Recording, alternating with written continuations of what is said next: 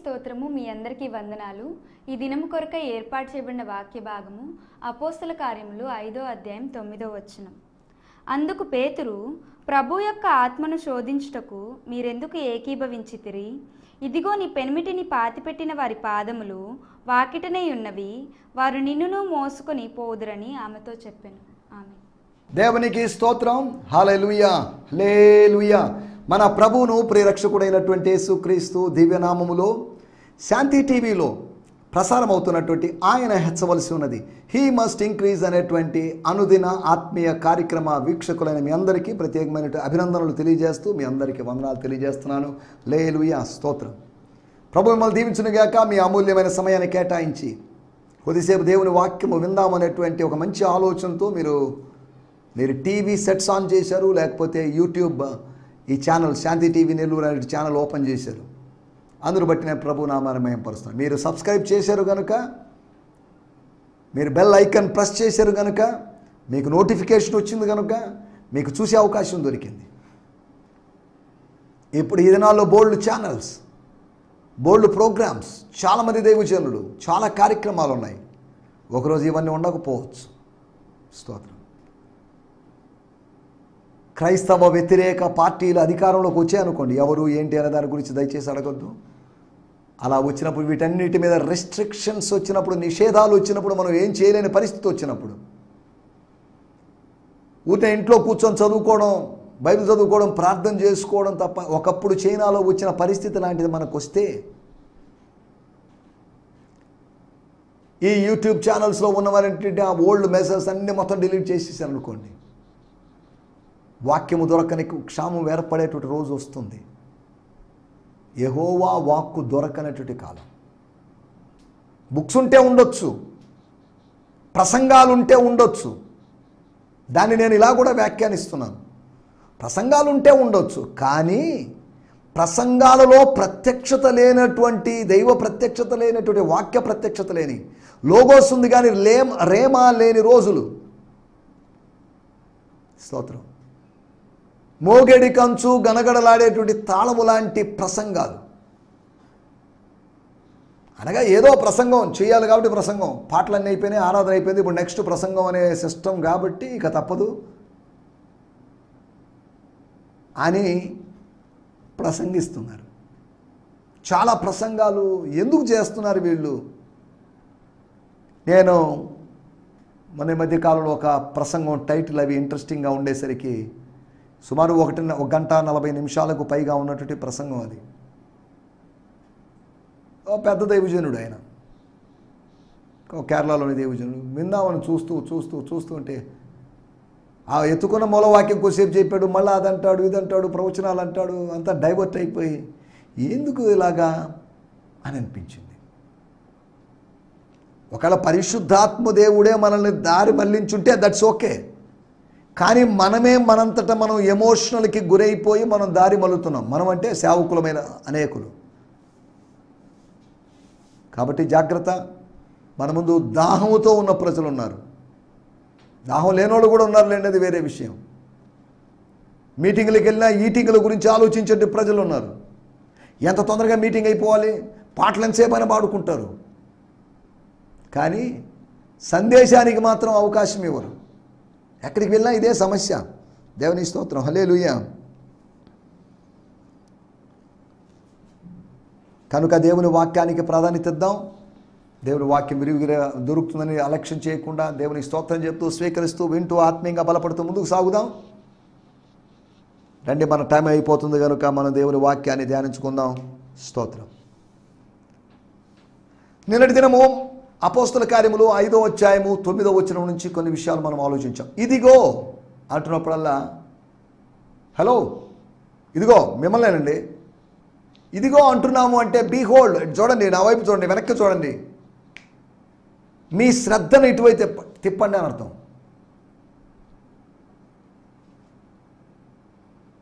యో attention passengers అని railway స్టేషన్లో అడ్వర్టైజ్మెంట్ ఇస్తారు. యాత్రియో కృపయా ధ్యాన్ దే, దయచేసి మీ దృష్టి ఇక్కడ పెట్టండి. ప్రయాణికుల గమనానికి గమనించండి అని చెప్పి అనౌన్స్మెంట్ చెప్తున్నారు. ఏదో ధ్యాసలో, ఏదో పనిలో, ఏదో ఆలోచనలో just divert your concentration for few seconds. ఒక ట్రైన్ గురించిన ప్రకటన మేము ఇస్తున్నాం. ఒక ట్రైన్ ఎందుకు ఆలస్యమైందనే దాని గురించి వివరణ మేము ఇస్తున్నాం. ఓ ట్రైన్ ఎప్పుడు వస్తుందని చెప్పబోతున్నాం. కాబట్టి జాగ్రత్త వినండి. మనం కాన్సన్ట్రేట్ చేయకపోతే మనకు కాంటెంట్ దొరకదు. If you could not concentrate, you would not get the content. Then you would be in confusion. స్తోత్రం. If you don't concentrate, you would not get the content and then you would be in confusion. అనగా మనము శ్రద్ధ చూపించకపోతే మనకు సమాచారం అందదు, సమాచారం అందకపోతే మనకు అయోమయమే.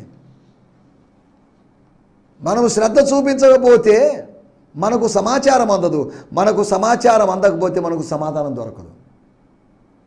సమాధాన స్థితిలో మనం ఉండలేము. దేవుని స్తోత్రం. హల్లెలూయా. కాబట్టి ఇదిగో అంటున్నారు అంటే మనం అక్కడ ఆగాలి. జస్ట్ ఒక నిమిషం ఆగాలి. ఒక నిమిషం అంటే 60 సెకండ్లనే ఓయ్ మనసేపు ఆగడం ఏంటండి అంటారేమో. కాసేపు ఆగండి అని అర్థం. అలాగని అవాక్కయ్యి చాలాసేపు ఉండమని కాదు దాని అర్థం. జస్ట్ ఏంటిది, ఏం చెప్పబోతున్నారు, ఇది వీళ్ళు ఏం చెప్పబోతున్నారు అని. కొన్ని దుర్వార్తల గురించి ఇదిగో అని చెప్పి అక్కడ చెప్పబడినటువంటి దుర్వార్తల గురించి 4 దుర్వార్తల గురించి ఆలోచిస్తున్నాం. ఇదిగో అని, అమ్మా ఇదిగో ఓ మాటను సిస్టర్ అని పీటర్ గారు అన్నారు. There is a good news అని కాదు, there is a sad news and bad news. బయట ఎవరున్నారో తెలుసా? ఆ యవనస్తులను చూసి ఎవరు అనుకుంటున్నామో మనోళ్ళే. వాళ్ళేం కొత్త వాళ్ళేం కాదు. వాళ్ళు పాత యవనస్తులే కానీ కొత్త పని చేశారు. ఇంతకుముందు ఎన్నడూ చేయని పని చేశారు. ఏం పనో తెలుసా అది? ఆ మాట చెప్తే నువ్వు షాక్ అవుతావు. నీ భర్త యొక్క భార్యలు, తన భర్త లేడు అనే విషయాన్ని విత్ ఇన్ సెకండ్స్లో,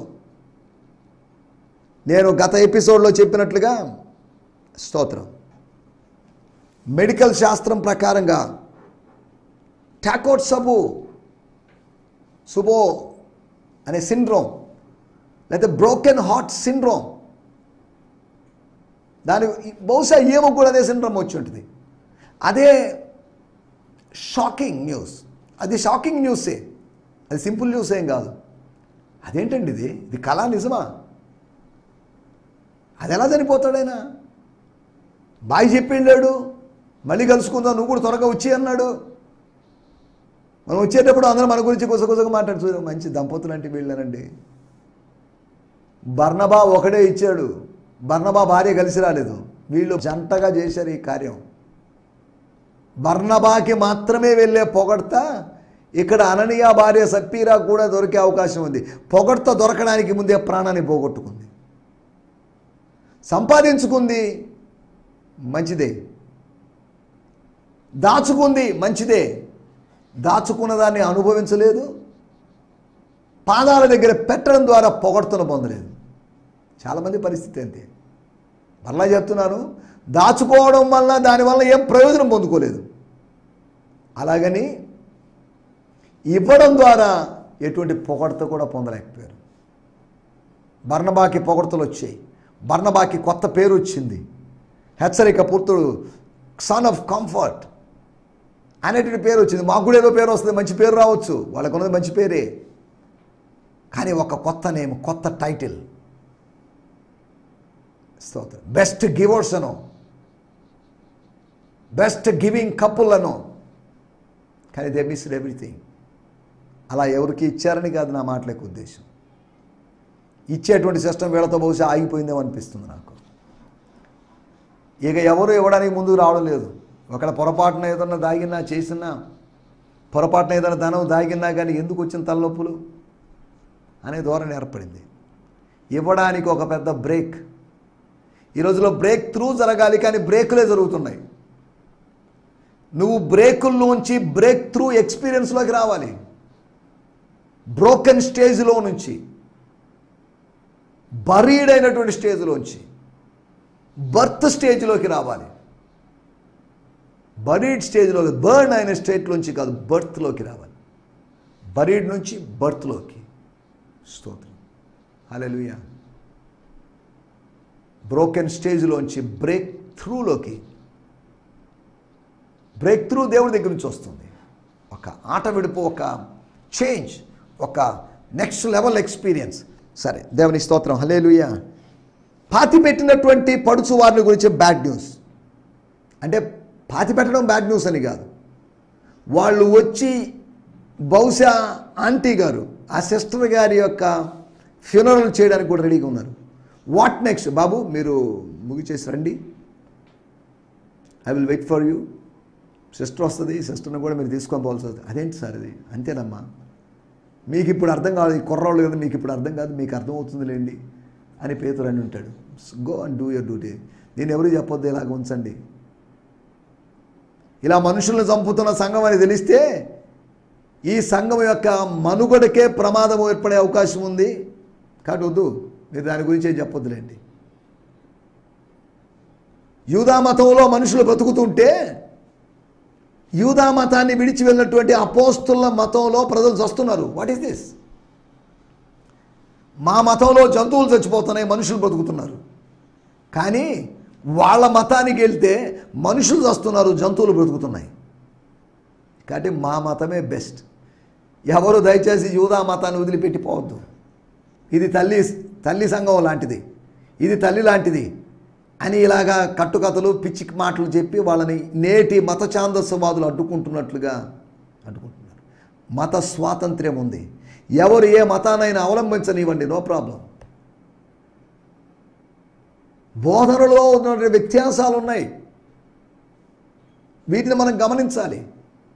ఏవి మానవాళి లోక కళ్యాణానికి, మానవాళికి ఆంతర్య శుద్ధీకరణకు పనికి వస్తాయో, ఏ విధానాలైతే, ఏ బోధనలైతే మనిషిని మరో మనిషిగా మారుస్తాయో, కొత్త మనిషిగా మారుస్తాయో, కొత్త లోకంలోకి తీసుకొని పోతాయో, అటువంటి మతమే నిలుస్తుంది. అటువంటి విధానాలు నిలుస్తాయి. మిగతా విధానాలన్నీ కేవలం ఆచారాలుగా మాత్రమే మిగులుతాయి. హింసాత్మకమైన ధోరణిలో వాళ్ళు కొనసాగుతారు. శాంతియుత ధోరణిలో వాళ్ళు విజయాన్ని సాధించలేరు. హింసాయుత ధోరణిలో వాళ్ళు విజయం సాధిస్తారు. రెండవది, ఆయన హత్యను గురించినటువంటి ఆ నింద మా మీద మోపుతున్నారు. అరే, ఆయన చచ్చిపోయాడు, తిరిగి లేచాడు కదా, ఆయన 40 రోజులు మా మధ్యలో తిరిగాడు, ఆయన మళ్ళీ పరలోకానికి వెళ్ళిపోయాడు, ఆయన హత్యను మీ మీద వేస్తే మాకేం ప్రయోజనం? స్తోత్రం. ఒక విధంగా ఆయన హత్యకి, ఆయన మరణానికి ఆయన అప్పగించిన మేమే కారణం. యూదా ఇస్కరియోతే కారణం. ఆయన విడిచిపెట్టిన మేమే కారణం. మేము ఇప్పుడు మా మీద వేసుకోవడం లేదు, మీ మీద వేయడం లేదు. మీ మీద అసలు కేసు కొట్టేసిన తర్వాత దాని గురించి, కేసును గురించి మాట్లాడాల్సిన అవసరం లేదు. ఏం కేసు? యేసు యొక్క మరణాన్ని గురించినట్టు ఇష్యూ. యేసు యొక్క మరణం గురించి వాళ్ళు అన్నారు హత్య అన్నారు. స్తోత్రం. యేసు హత్య అంటే వాళ్ళు హత్య చేశారని ఒప్పుకుంటున్నారు కదా. శిష్యులు హత్య చేయలేదు, హత్య చేసింది ఎవరు? మీరేగా, మీ వాళ్ళే కదా. అరిచి కేకలేసి యేసును చంపింది మీరేగా. Who killed Jesus? స్తోత్రం. యేసును చంపింది మీరేగా. ఆనాటి యూదులే నిన్ను చంపిననుకుంటుని, కాదు కాదయ్యయ్యో నా పాప రుణమునకే అని భక్తుడు పాడతాడు. యూదులు చంపారు, చారిత్రాత్మకమైన వాస్తవం. ఆత్మీయంగా మనం చంపుతూ ఉన్నాం. యూదులు చంపింది ఒక్కసారే, మనం చంపేది అనుదినం చంపుతున్న అనుభవంలో ఉన్నాం. రెండో మారు ఆయన్ని సిలువ వేస్తున్నటువంటి అనుభవంలో ఉన్నాం. నింద మోపడం గురించినటువంటి బ్యాడ్ న్యూస్. మూడోది, ప్రభు యొక్క హస్తము ప్రతికూలంగా మారడం గురించి. ప్రభు యొక్క హలో ఎలుమస్, ఓ గారడివాడ. మేము చూసాం ఆల్రెడీ, ఒక గారడివాడిని చూసాం, వాడు మారిపోయాడు. ఆ గారడివాడు గాడ్లీగా మారాడు. ఆ గారడివాడు ఆత్మీయంగా మారాడు. మా పిలుపు బ్రదర్ వెనకాల తిరుగుతున్నాడు. నువ్వెందుకు ఊరినే డైవర్ట్ చేస్తున్నావు? విశ్వాసం నుంచి తొలగించాలని ప్రయత్నం చేస్తున్నావు. యెహోవా హస్తము నీకు విరోధంగా లేస్తుంది. ఆయన చెయ్యి ఎత్తాడు, చెయ్యి ఎత్తితేనే నీకు గుడితనం వచ్చింది. చెయ్యి మీద పెడితే నీ పరిస్థితి అంటూ ఆలోచించండి, నువ్వు మొత్తపడతావు. కాబట్టి మా దేవుని జోలికి రావద్దు అన్నట్టుగా ఒక హెచ్చరిక మనం అక్కడ చూస్తున్నాం. ప్రభు హస్తం ప్రతికూలంగా మారడం గురించి. మూడోది, ప్రభువును తిరస్కరించిన వారి పరిస్థితి, వాళ్ళు నశించిపోతారు. They will perish. స్తోత్రం. వీటి గురించి మనం నిన్నటి ఎపిసోడ్లో మాట్లాడుకున్నాం. రండి, మన సమయం కొద్దిగా ఉంది కనుక ఈరోజు మరలా మన మూల వాక్యము అపోస్తుల కార్యములు 5వ అధ్యాయము 9వ వచనం. అందుకు పేతురు, ప్రభువు యొక్క ఆత్మను శోధించుటకు మీరెందుకు ఏకీభవించితిరి?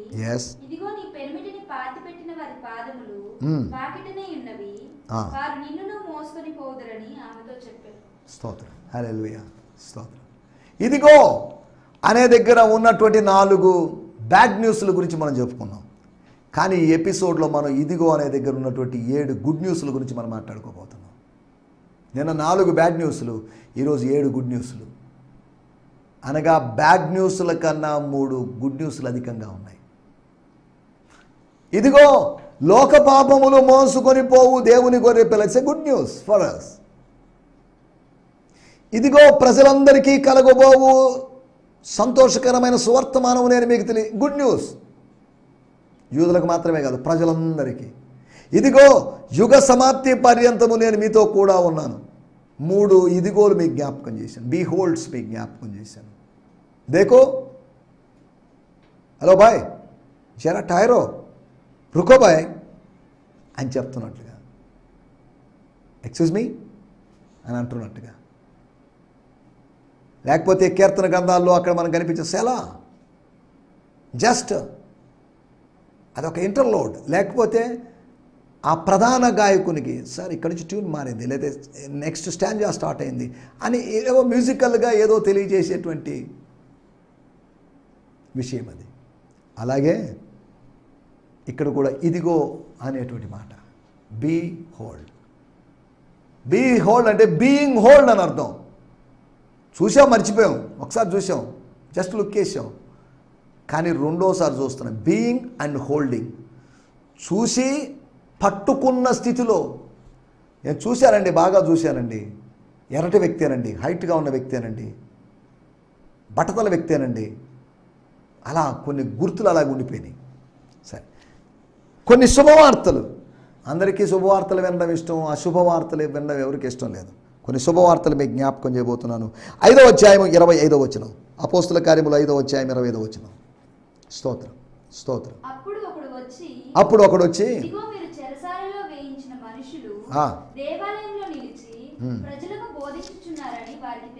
హలో సార్, ఎక్స్క్యూజ్ మీ, మీరు టెన్షన్ పడుతుంటారని నాకు తెలుసు. నేను చూశాను కళ్ళారా. ఎవరు చూసావు నువ్వు? మీరు చెరసాల్లో వేసినప్పుడు వాళ్ళని చూశానే. ఇప్పుడు వాళ్ళందరూ ఎక్కడున్నారో తెలుసా? దేవాలయంలో బోధిస్తున్నారు. అదేంటిది? తలుపులన్నీ మూయబడి ఉన్నాయే. ఏమో అద్భుతం జరిగింది. Someone came and informed them, the men you put in prison are out there standing in the temple courts teaching the people. ప్రజలకు బోధిస్తున్నారు. మీరు బాధలో ఉంటే వాళ్ళు బోధలో ఉన్నారు, వాళ్ళు బోధిస్తూ ఉన్నారు. మిమ్మల్ని మీరు బాధించుకుంటూ ఉంటే వాళ్ళు బోధిస్తూ ఉన్నారు. స్తోత్రం. హల్లెలూయా. ఇదిగో మీరు చెరసాల్లో వేయించిన మనుష్యులు. స్తోత్రం. చెరసాలలో వేసిన మనుషుల్ని. స్తోత్రం. హల్లెలూయా. ఏం జరిగింది చెరసాల్లో వేసిన మనుషులకి? 19వ వచనం. అయితే ప్రభువు దూత రాత్రి వేళ ఆ చెరసాల తలుపులు తీసి, తాళాలు లేవు, తాళపు గుత్తి లేదు, తలుపులు తీసి, తాళమున్నా లేనట్టుగా భావించి తలుపులు తీసి వారిని వెలుపలికి తీసుకువచ్చేసి. స్తోత్రం. తలుపులు తీసినటువంటి దేవదూత తలుపులు వేసేసాడు. తలుపులు తీస్తున్నప్పుడు వేస్తున్నప్పుడు సౌండ్లు వస్తాయి. ఏ సౌండ్ రాకుండా, అనగా కావలి వారికి గాఢ నిద్రను కలుగు చేసి, తలుపు శబ్దం రాకుండా చేసి, ఉన్న వాళ్ళని నిద్ర లేపి వాళ్ళు వెలుపల తీసుకురే నిద్రపోవడానికి కాదు, దేవుడు మిమ్మల్ని పిలిచింది బోధించడానికి పిలిచాడు. Go and preach the gospel, go and preach in the temple, go and preach in the world. వెళ్ళి చెప్పండి రా బాబు. నిద్రపోతున్నారేంటి?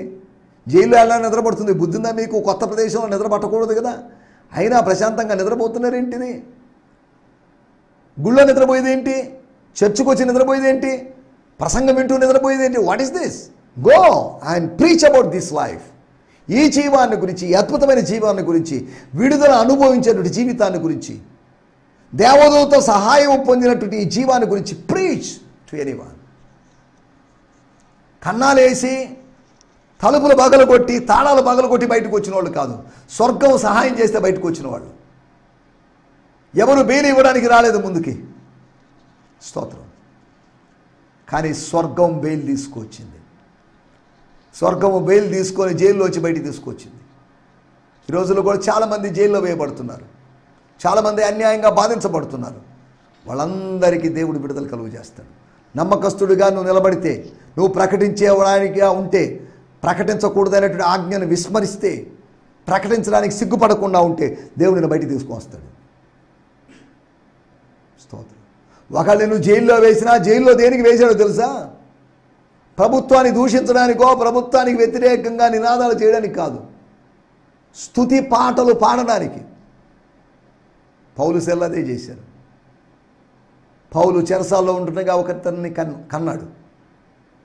స్తోత్రం. ఒనేసీమును కన్నాడు. జైల్లో కనాలి. జైల్లో పుస్తకాలు రాసిన వాళ్ళు ఉన్నారు. స్తోత్రం. నిన్ను బంధిస్తే సమస్యే, నిన్ను బంధించకపోయినా సమస్య. నువ్వు బంధించకపోతే సువార్త ప్రకటిస్తావు, నువ్వు బంధించినా కూడా సువార్త ప్రకటిస్తావు. నీ జోలికి రాకుండా ఉంటే, దేవుని సేవకుని జోలికి రాకుండా ఉంటేనే సమాజానికి ప్రయోజనకరం. సంఘము జోలికి రాకుండా ఉంటేనే సమాజానికి ప్రయోజనకరం. సంఘం జోలికి వచ్చిందో దేవుడు ఊరుకోడు అనే హెచ్చరిక మన లోకానికి ఇవ్వాలి. దేవుని స్తోత్రం. హల్లెలూయా. ఒకటి అపోస్తలుల గురించి, అపోస్తలుల యొక్క విడుదల గురించి, అది good news. There is the first good news among 7 good newses. The good news about the deliverance of miraculous deliverance by the angel from the Lord from heaven. రెండో విషయం, అపోస్తల కార్యములు 1వ అధ్యాయము 10వ వచనం. ఆయన వెళ్ళుచుండగా ఆకాశం వైపు తేరి చూచుచుండిరి. ఇదిగో తెల్లని వస్త్రములు ధరించుకొనిన ఇద్దరు మనుషులు వారి యొద్ద నిలిచి. ఆయన వెళ్ళుచుండగా అనగా మేఘము కొనిపోయింది, ఆయన వెళ్తూ ఉన్నాడు. He was moving on. He was taking up into the cloud. A cloud carried him. A cloud lifted him up. ఆకాశం వైపు తేరి చూస్తూ ఉన్నప్పుడు మానవ చూపుకు పరిమితి ఉంది. ఆకాశం యొక్క వైశాల్యంతో చూస్తే మానవుని యొక్క చూపు పరిమితమైంది. స్తోత్రం. ఇదిగో good news. Behold, 2 people clad in white cloths. They appeared there. ఎవరిళ్ళు అకస్మాత్తుగా వచ్చారే? ఉన్నటువంటి ఇంచుమించు 500 మందికి పైగా ఉన్నటువంటి అక్కడ అటెండ్ అయిన వారికన్నా ప్రత్యేకమైన వాళ్ళు వచ్చి మీరు తేరి చూడాల్సిన అవసరం లేదు అని చెప్పి మీరు చేయాల్సిన పని ఏంటో చెప్పుకుంటూ వచ్చారు. దేవుని స్తోత్రం. 3వ విషయము 2వ అధ్యాయము 7వ వచనం. అపోస్తల కార్యములు 2వ అధ్యాయం 7వ వచనం. అంతటా అందరూ విభ్రాంతి నొంది ఆశ్చర్యపడి ఇదిగో మాట్లాడుచున్న వీరందరూ గలిలయులు కారా? దేవుని స్తోత్రం. 1వ అధ్యాయంలో అక్కడ రాయబడింది 10వ వచనం 11వ వచనంలో గలిలయ మనుషులారా. స్తోత్రం. ఇక్కడ మాట్లాడేటువంటి గలిలీలు, అక్కడ తల పైకెత్తి తేరు చూసి ఆకాశం వైపు చూస్తున్న గలిలీలు, ఇక్కడ అన్య భాషలు మాట్లాడుతున్నటువంటి గలిలీలు. శిష్యులు 120 మంది ఆత్మను పొందినవారు, వాక్శక్తిని పొందినవారు, తమ జీవితంలో ఇంతకుముందు ఎన్నడూ మాట్లాడని విధంగా ఇప్పుడు అన్య భాషలో మొట్టమొదటిసారిగా మాట్లాడిన వాళ్ళు, మాట్లాడడం ఆపనేవారు, నాన్ స్టాప్గా మాట్లాడుతున్నవారు. దేవుని స్తోత్రం. హల్లెలూయా. ఇదిగో దట్స్ ఎ గుడ్ న్యూస్. దేవుడు వరము కలిగిన వాళ్ళని మనలో లేవనెత్తున్నాడు. That's a good news. 4వ విషయం స్తోత్రం. 9వ అధ్యాయము 11వ వచనం. ఇదిగో నేనున్నాను. Behold, I am here. I am available, Lord. Yes, Lord అని చెప్తున్నాడు. తర్వాత అందుకు ప్రభు నువ్వు లేవయ్యా,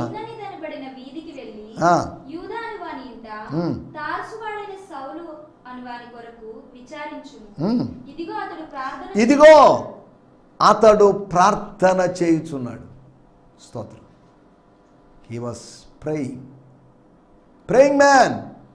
Hallelujah. ప్రేయింగ్ అనే దాని ఆ ప్రార్థించడం అనేది ప్రభువుకి ఎంత ఇష్టమైన విషయం మనం దీన్ని బట్టి అర్థం చేసుకోవచ్చు. పౌలు యొక్క ప్రార్థన గురించి ప్రభు సాక్ష్యం ఇచ్చాడు. పౌలు యొక్క ప్రార్థన గురించి యూదా ఇచ్చిన సాక్ష్యం కాదు, అననీయ ఇచ్చిన సాక్ష్యం కాదు, లూకా ఇచ్చిన సాక్ష్యం కాదు, ప్రభు ఇచ్చిన సాక్ష్యం. స్తోత్రం, హల్లెలూయా. ప్రార్థించే వ్యక్తిని గురించినటువంటి గుడ్ న్యూస్. ఆయన ప్రార్థించేవాడు కనుక ప్రమాదకరమైన వాడు కాదు. Don't worry, go and meet him, go and లే యువర్ హ్యాండ్స్ అపాన్ హిమ్. స్తోత్రం, హల్లెలూయా. అపోస్తుల కార్యములు 12వ అధ్యాయము 7వ వచనం. ఇదిగో ప్రభు దూత అతని దగ్గర నిలిచెను. 5వ అధ్యాయంలో మనం చూసాము ప్రభు దూత. అయితే ప్రభు దూత 5:19. స్తోత్రం, హల్లెలూయా. ప్రభు దూత తన ప్రజల కోసం వచ్చాడు. ప్రభు దూత పేతురు కోసం వచ్చాడు.